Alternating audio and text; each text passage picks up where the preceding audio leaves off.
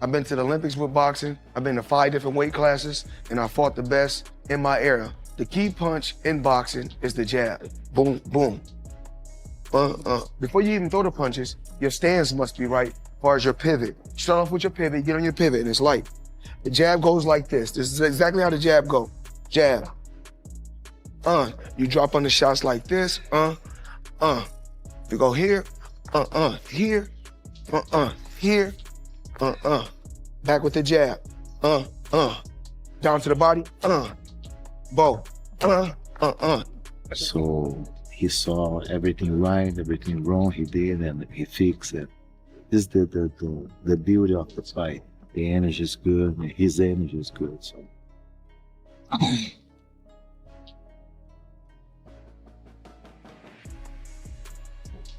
Can we order some new laces, please?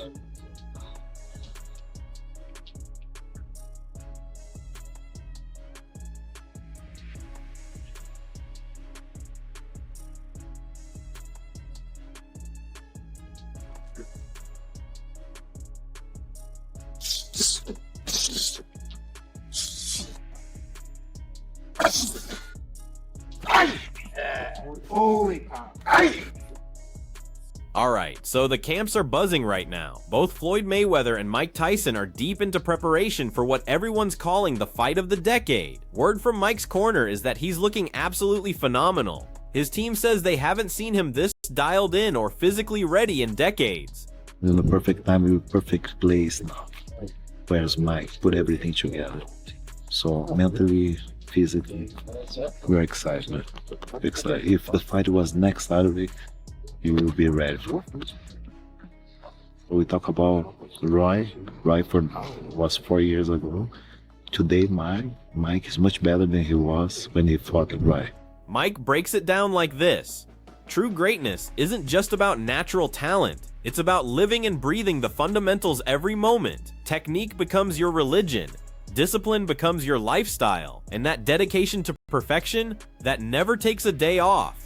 Perfection is so complex that if you're not good enough, you're beneath it.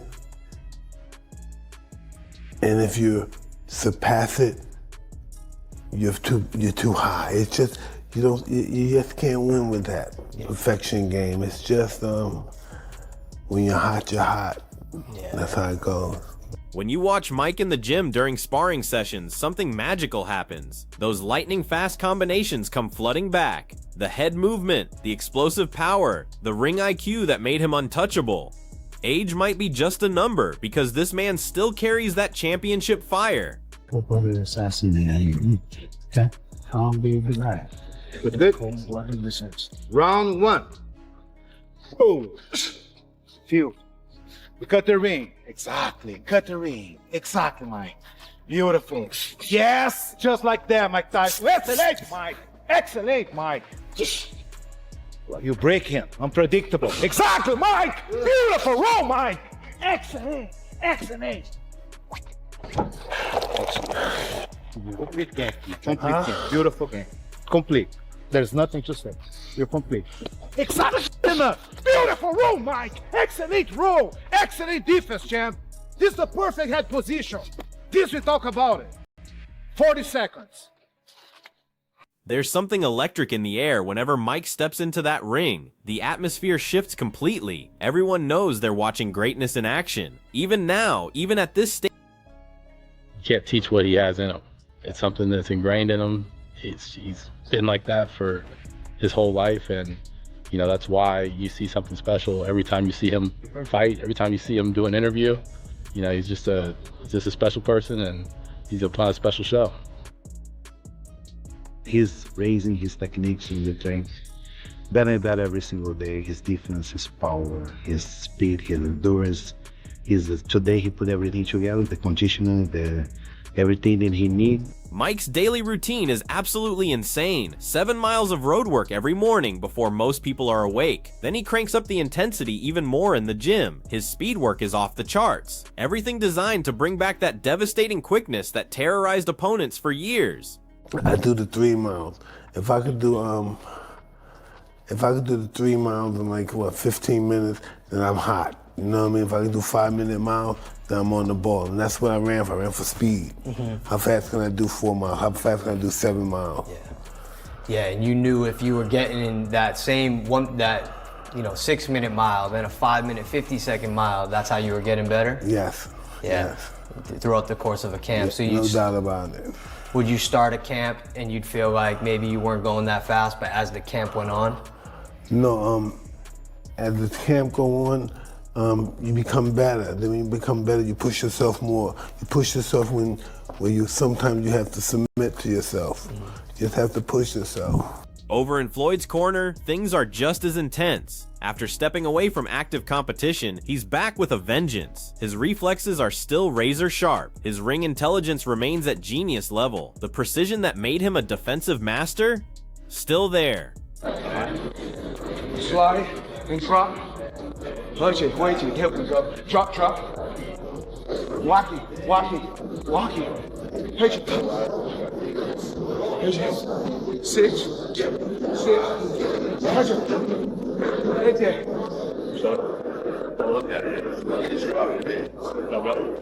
Watch it. I step back like I have my distance. That's why I step.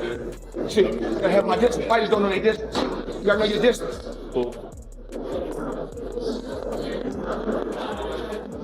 Hit it.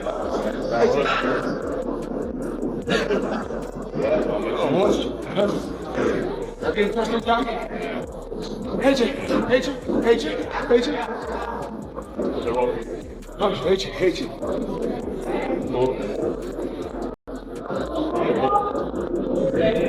When Floyd starts working the heavy bag, you remember exactly why he dominated boxing for so long. Those punches snap with serious authority, the combinations flow like water, his legendary ring presence floods right back. The GOAT coming back, he working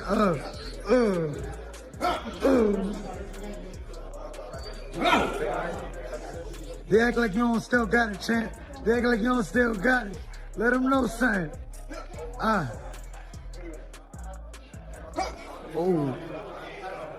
Them shits hit different. I'm telling you.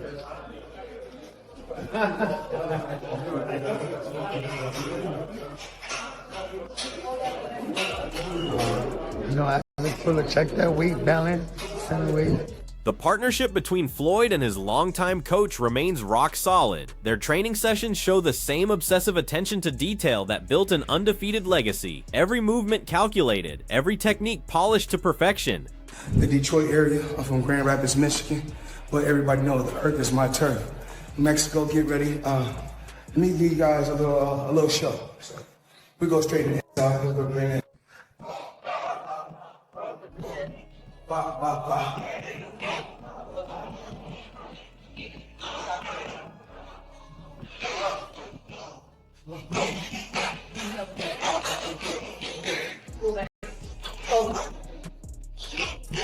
Floyd's boxing philosophy stays crystal clear. Land your shots while avoiding theirs completely. His defensive genius combined with surgical counterattacking made him virtually untouchable throughout his career. That mindset hasn't changed one bit. Jab. This is called a 1-2. Boom, boom. You bring the hook with it. You can go to the body. Jab. Just double jab. Triple jab. Short hook. Wide hook. Short hook. Wide hook. You go to the body. Slide over here. Slide over here. Floyd sees this exhibition as something truly special for the sport. Two legends stepping back into the spotlight together. Fans worldwide are counting down the days. When asked about his game plan, Floyd keeps it simple with a smile. Sometimes the best strategy is having no fixed strategy at all. I just got to show up. If I want to go 1 round, go 1 round. If I want to go 2, 2. The entire world is going to watch this fight. Every single person in the entire world. That's a lot of people. It's a lot. It's 8 billion people. Watch Floyd work the mitts, and it's like he never left. His hand speed cuts through the air. His timing remains absolutely flawless. His accuracy hits targets most fighters can't even see. This level of skill doesn't just disappear. Right roll.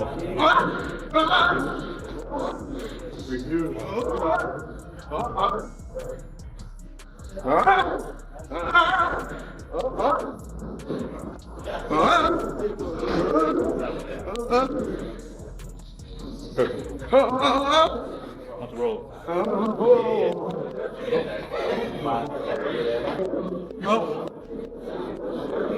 Hook right hand. Right hand hook. Again. Hook right hand.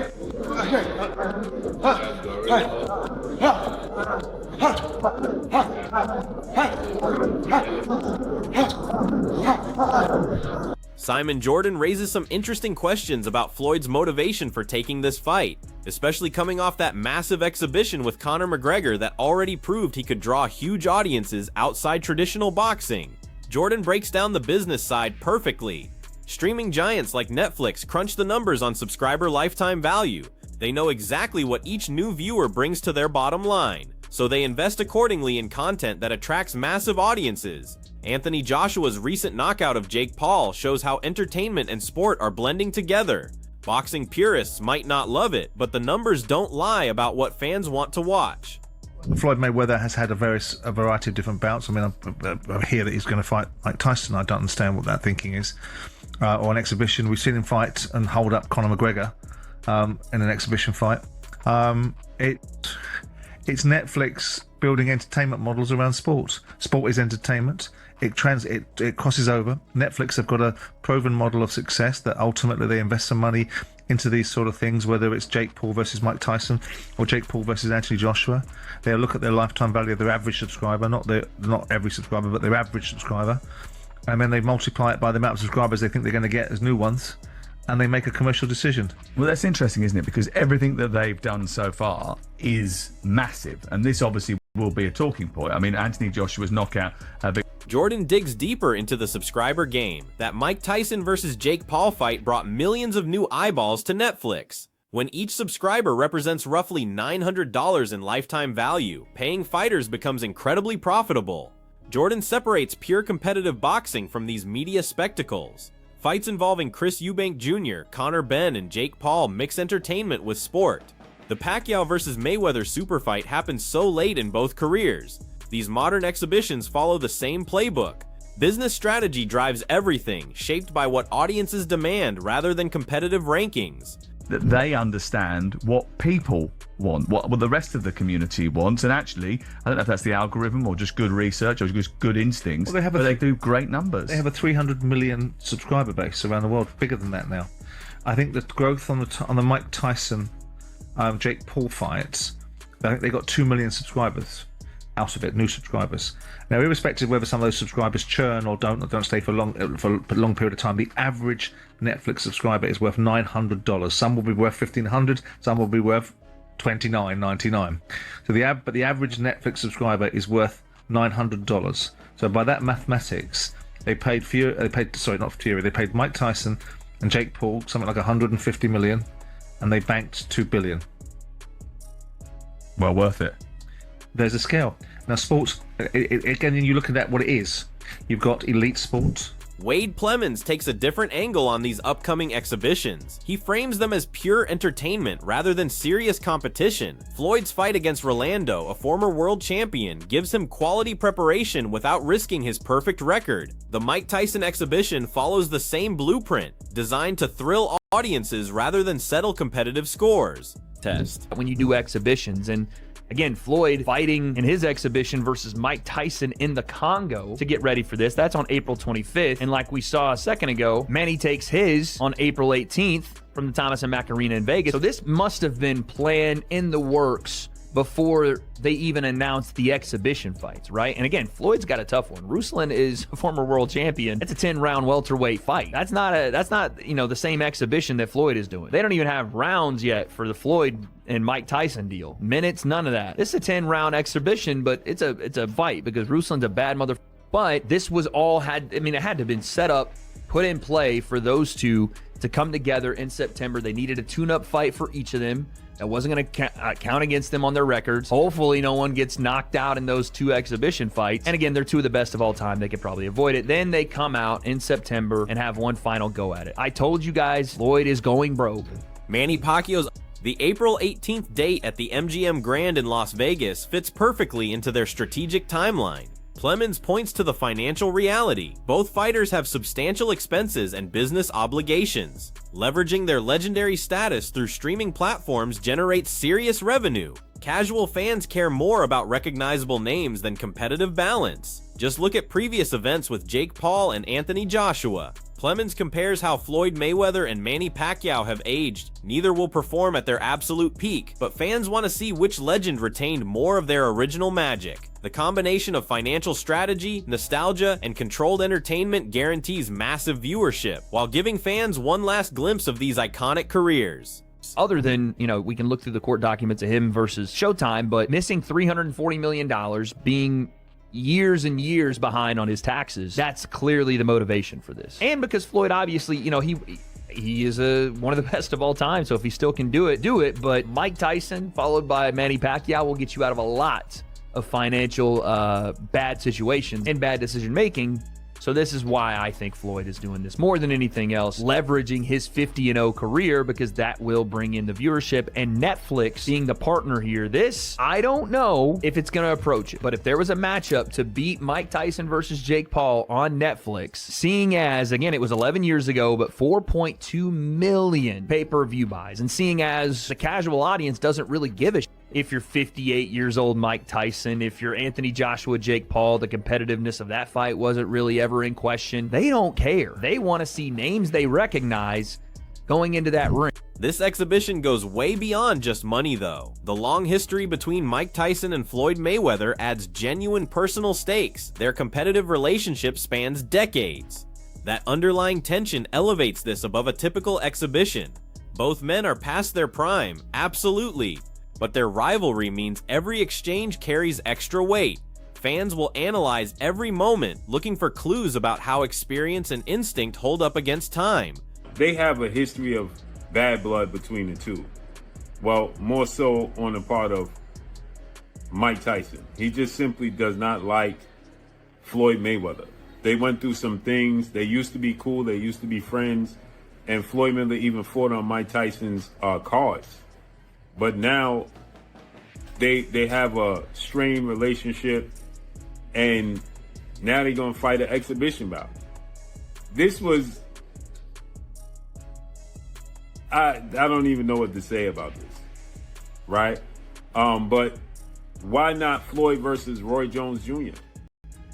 Because Roy Jones and Floyd Mayweather have been going. The back and forth between these two styles creates fascinating possibilities. Floyd brings his unmatched defensive mastery and legendary endurance. Mike counters with devastating power and aggressive combinations. This stylistic contrast, mixed with their personal history, could deliver something more compelling than standard exhibitions. Both fighters understand the symbolic importance extends beyond financial rewards. Their preparation reflects that knowledge.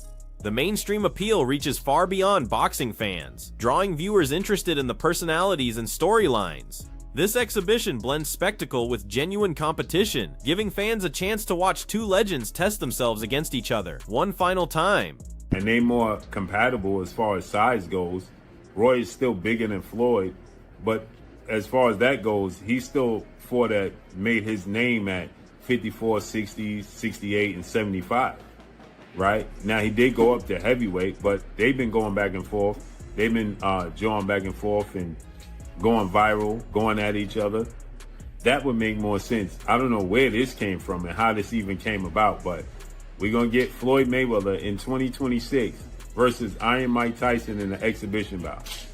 Two legends, they're going to get their money. I guess Netflix is just looking to put out big money. I'm hearing that it's going to be on Netflix, right? It's going to be interesting to see how this unfolds and plays out. But this came out of nowhere. It's just bizarre. I want to know the weight class is going to be in, because The physical matchup presents incredible contrasts that will define everything. Tyson brings heavyweight power and strength built over decades of professional warfare. His size advantage means every punch carries knockout potential and he can control the ring space completely. Mayweather counters with lightning speed and technical brilliance. Despite maxing out at 154 pounds professionally, his defensive skills and ability to read opponents remain unmatched. The age factor adds another layer. Floyd's 11-year advantage could prove crucial for endurance and recovery as the fight progresses. This clash between size and youth, power versus precision creates the exhibition's core intrigue. Fans can't wait to see how strategy and timing might balance these natural physical differences between two of boxing's greatest legends. The guy, top weight he fought at was 154 pounds. So Floyd, and he's still a smaller guy to this day. So I think you've got some advantages on both sides here. You've got Floyd, who is 11 years younger, but is, again, possibly given up something like 60 or 70 pounds here. And there's a reason we know there are weight classes in boxing. Now, there's already some trash talk here. So let me read you what Mike Tyson told us here. So he said, "This fight is something neither the world nor I ever thought would or could happen. However, boxing has entered a new era of the unpredictable, and this fight is as unpredictable as it gets. I still can't believe Floyd wants to really do this. It's going to be detrimental to his health, but he wants to do it, so it's signed and it's happening. I've been doing this for 30 years, and there hasn't been a single fighter that can tarnish my legacy." This is Floyd now, said Floyd Mayweather. "You already know that if I am going to do something, it's going to be big and it's going to be legendary. I'm the best in the business of boxing. This exhibition will give the fans what they want." Now, that's what it is. It's an exhibition, but Floyd is unblemished. He has been perfect. 50 up, 50 down. But it's been some years since Floyd last fought. Of course, he last fought professionally against Conor McGregor in 2017. He has had some exhibition fights since, but he's fought Logan Paul. He's fought some guys, a kickboxer. He hadn't fought a guy like Mike Tyson. That's it for today's video. Stay tuned until next time.